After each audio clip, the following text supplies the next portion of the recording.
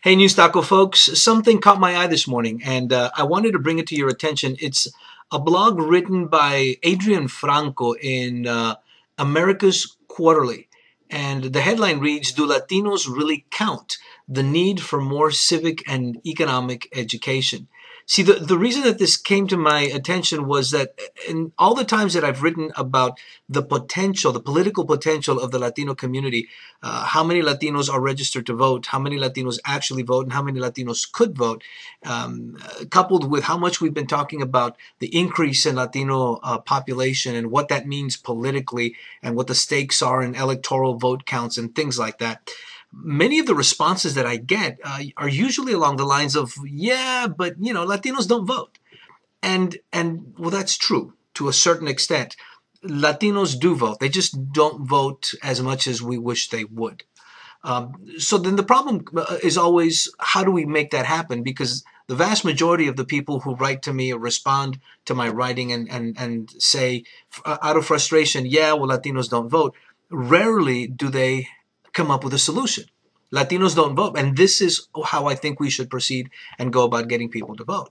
So it's kind of a weird, vicious circle where we're kind of stuck in our frustration and doing what we can to try and get people registered to vote, but that doesn't seem to be enough. There's the idea that every year 500,000 Latinos become eligible to vote. So if we were to register 500,000 Latinos every year, we would just be breaking even.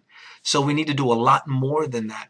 So along comes this guy, Franco, I shouldn't be so disrespectful. Along comes Adrian Franco and writes this piece about education. And he says, and I'm going to quote, "According to the Council of Economic Education, Hispanics are less likely than other ethnic groups to show an understanding of economic concepts.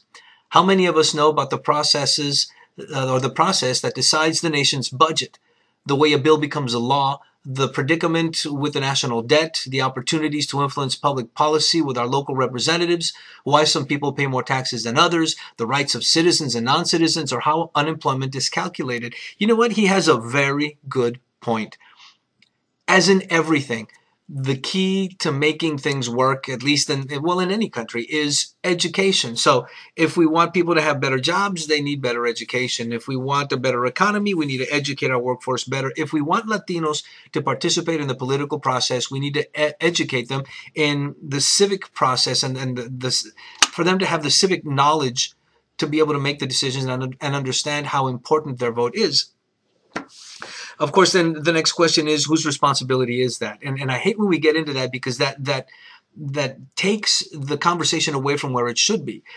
My opinion is that it should be everybody's responsibility. Yes, it's the public school system's responsibility, but it's also our responsibility. When my kids were younger and I would go vote, I would take them with me to the voting booth.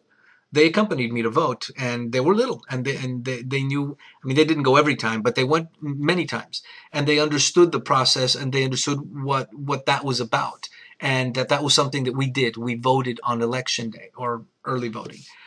My kids are voters, and that's good. My son turned 18 the month after the past presidential election, and that kind of frustrated him. So he's raring to go to vote in 2012.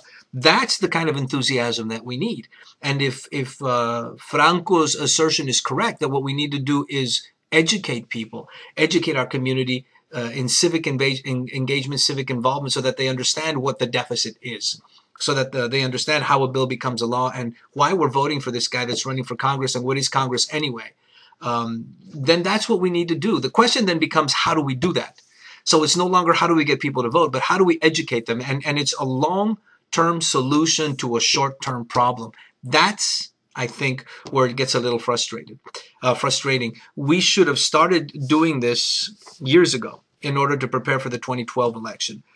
Right now, the best that we can do is register people to vote and be cheerleaders and rah-rah, go vote, and we'll have get out the vote campaigns.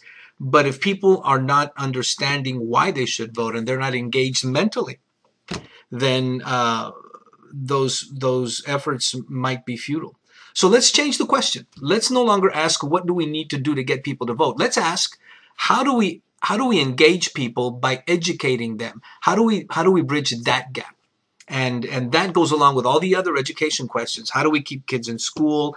How do we devise a curriculum that's geared toward learning in inner cities and poverty-stricken areas, because that's where most Latinos live?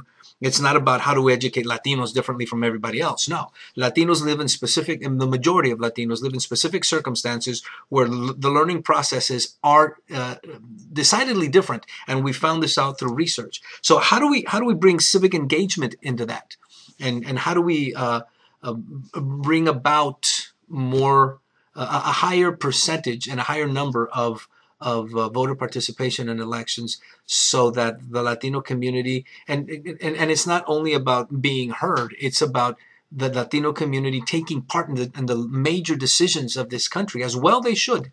So let's change the conversation. Let's not be talking about how we get people to vote. Let's start talking now about how we educate people about the processes and their civic engagement in the process. And I think that might start to engender a change, so that we don't have to be asking these questions anymore. Anyway, think about it. Have a good day.